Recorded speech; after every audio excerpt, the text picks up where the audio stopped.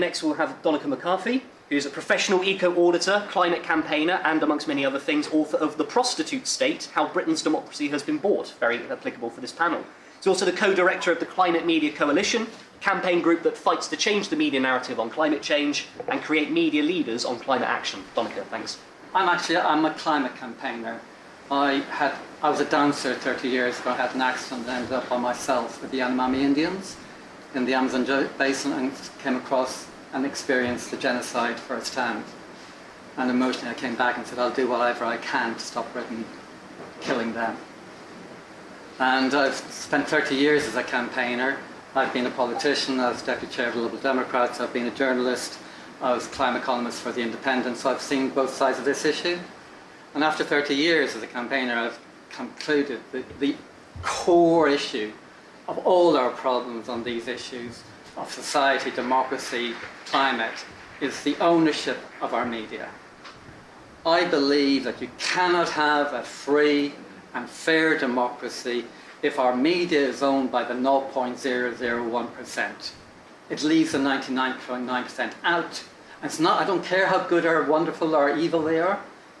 They're only a tiny fraction of us. It's not democratic. It's anti-democratic, and it's causing a democratic crisis. I was invited to speak to the George Soros Foundation on Democracy and staff annual conference, and I said to them, look, you're campaigning in part of democracy, but there is a fundamental flaw in liberal democracy, and that flaw is we allow the ultra-rich to buy our media, and through that control us. It's a flaw that we have to deal with. So I was at the Hacked Off conference on Wednesday, really moved by a 2-hour presentation of the victims, personal individual victims of our media abuse and the billionaire ownership of it. But I feel outside of those horrific stories, they are kind of symbols of the political abuse of power by these people. And they have a political agenda. We would not have had Brexit without the billionaire media. We would be acting on climate if we didn't have billionaire media. We wouldn't have a crisis of democracy if we didn't have billionaire media. We would not be facing a reform government if we didn't have billionaire media. There was a coup in British politics 5 years ago that the media obviously didn't tell us about. That coup was that the Tory press became the reform press. And they promote reform 24/7. They got 4 or 5 of them into Parliament. They're destroying the Tory party. They're making the Tory party reform 2.0. And we're now facing a situation where we've gone from 1% to 3% were voting far right, to nearly 50% voting far right, and a potential far right government facing us down the line in 2019. So there's a huge political power there. It's unaccountable. So I said this I was invited to an event with Stevens at the Press Justice Project, and the person from the audience said, I gave my spiel about this, and this lady said, well, what do we do about it?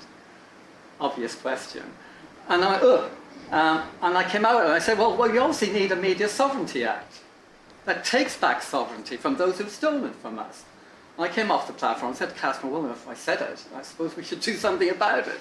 And so we started drafting a Media Sovereignty Act. We started consulting, and we produced a Media Sovereignty Act.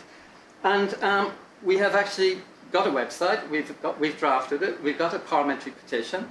We've got the 10,000 signatures to provide a government response. And for anybody who's interested in media reform, this is an invaluable document. The Labour government has stated its views in black and white on billionaire media ownership, on reform of the media ownership, on regulation of the billionaire media ownership, and on regulation of the dark money think tanks. And what is the answer to all of it? Blank check for the other side. It's really important. We expected to just get a casual dismissal of our petition.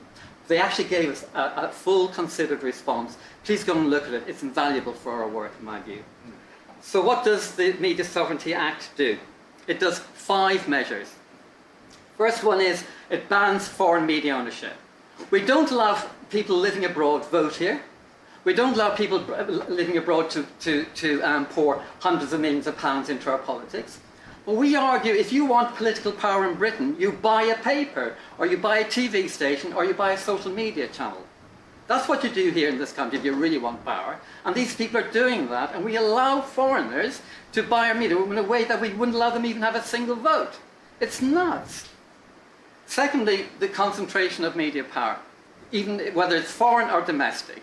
As I outlined earlier, if the billionaire own it, so we are the second measure. It bans the concentration of national media ownership by one person or one organisation. You cannot own a plethora of local TV stations, national newspapers, TV stations, online print,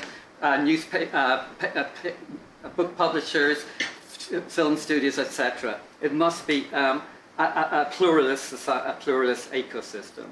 The third one, 2/3 of the advertising for our media goes to 3 American billionaires. £31 billion. It's draining and killing our independent British journalism and media and news creation. And we're not talking about it.